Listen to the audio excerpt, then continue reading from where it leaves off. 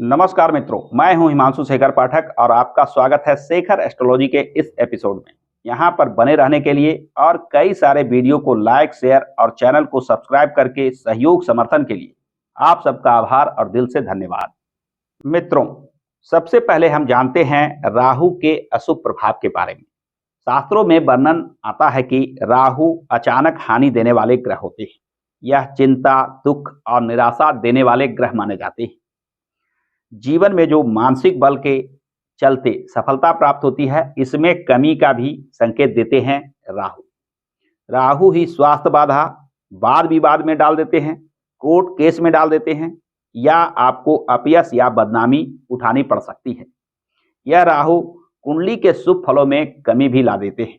कभी कभी राहु जब शुभ ग्रहों के साथ विराजित होकर शुभता में कमी लाते हैं तो जीवन में अशुभ फल देखना पड़ सकता है। यानी राहु अपने आप में बहुत ही प्रभावी ग्रह होते हैं। ऐसे भी जन्म पत्रिका को देखें तो राहु और केतु कुंडली को दो भाग में बांट देते हैं।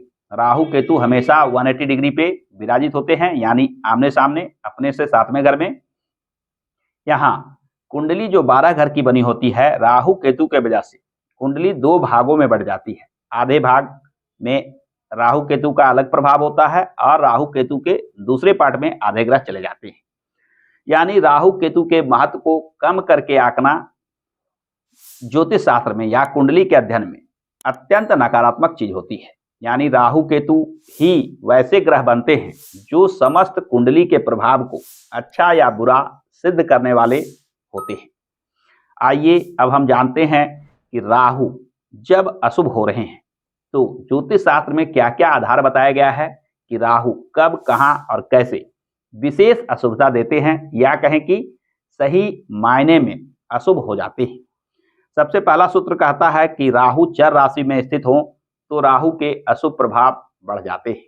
राहु बहुत ही तीव्र गति से चलने वाला ग्रह है, वक्री गति से चलने वाला ग्रह है। यह बिल्कुल ही चर राशि में जब विराजित होते हैं तो इसके अशुभ प्रभाव बढ़ जाते हैं। जैसे चर राशि की बात की जाए तो मेष, कर्क, तुला, मकर, ये 4 राशियों में राहु का विराजमान होना अशुभता का संकेत देता है। दूसरी स्थिति है वक्री ग्रह के साथ राहु।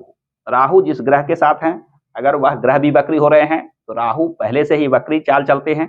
वक्री ग्रह के साथ यह बहुत लंबे अवधि तक योग बना देते हैं, जिसके वजह से उस वक्री ग्रह के अशुभता को भी बढ़ा देते हैं।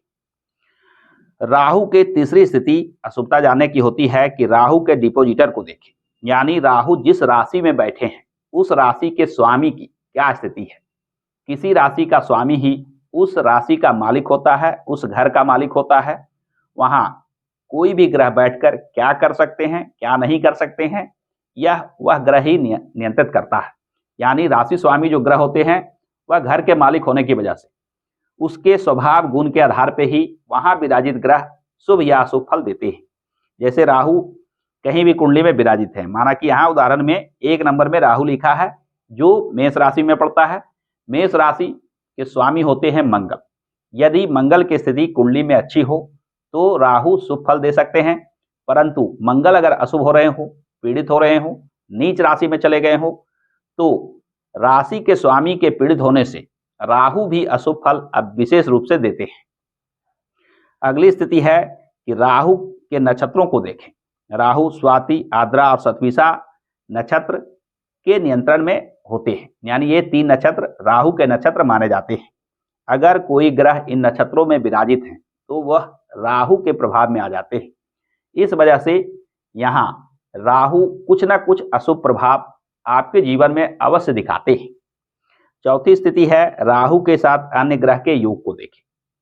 कोई भी ग्रह जब राहु के साथ विराजित होते हैं तो हमें यह देखना है कि राहु और उस ग्रह में कितनी दूरी है, क्या यह योग पूर्णतः बन रहा है। ज्योतिष शास्त्र का एक प्रमुख सूत्र है कि जब 2 ग्रहों के बीच में 10 डिग्री 10 अंश का अंतर हो, यानी दोनों के बीच में 10 अंश का अंतर हो, तभी कोई 2 ग्रह आपस में योग बनाते हैं और अपने प्रभाव को दूसरे ग्रह के प्रभाव को प्रभावित करते हैं। जैसे राहु यदि चंद्रमा के साथ बैठकर ग्रहण योग बना रहा हो तो चंद्रमा के अंश को देखना है, चंद्रमा कितने डिग्री पे, कितने अंश पे उस राशि में बैठा है। उदाहरण के लिए यदि कर्क राशि का चंद्रमा 15 डिग्री पर बैठा हो तो राहु 15 से 25 डिग्री के अंदर कर्क राशि में विराजित होकर ही चंद्र राहु का योग बना सकते हैं। 25 डिग्री के आगे अगर राहु बैठे हों, 26 डिग्री पे हो, 27 डिग्री पे हो, 28 डिग्री पे हो, तो चंद्र राहु का ग्रहण योग नहीं बनेगा, यानी चंद्रमा राहु से पीड़ित नहीं होंगे। ठीक यही स्थिति सभी ग्रहों के साथ लगाकर देखना चाहिए। जब हम भली भांति देख लें कि राहु ग्रह के नजदीक है, 10 डिग्री से कम अंश पे है और ग्रह को प्रभावित कर रहे हैं, तब उस ग्रह के शुभ फलों में कमी ला देते हैं। यानी राहु केतु के आकलन करते समय अगर आप इन बातों का ध्यान नहीं रखते हैं तो किसी भी कुंडली के स्टडी करने में, किसी भी कुंडली के व्याख्या करने में, इसके फलाफल बताने में गलती कर देते हैं। आप भी अपने जन्म पत्रिका में देखें कि राहु और केतु कहाँ किस राशि में विराजित हैं, उसके राशि स्वामी की क्या स्थिति है, वे चर राशि में हैं, स्थिर में हैं, द्विस्वभाव में हैं, और राहु और केतु के नक्षत्रों में कौन कौन से ग्रह बैठे हैं, इत्यादि चीजों को देखने के बाद ही आप किसी खास नतीजे पर पहुंचे।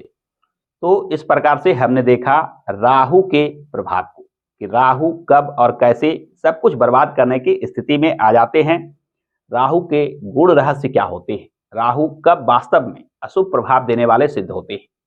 इन बातों को ध्यान में रखते हुए ही किसी कुंडली का अवलोकन करना चाहिए। आप भी हमें कमेंट में बता सकते हैं कि आपके राहु आपकी पत्रिका में किस भाव में बैठे हैं, किस ग्रह के साथ बैठे हैं, और क्या यह शुभ दे रहे हैं या अशुभ प्रभाव दे रहे हैं। तो आज के वीडियो में बस इतना ही। आशा करता हूं कि आज का यह वीडियो आपको पसंद आया होगा।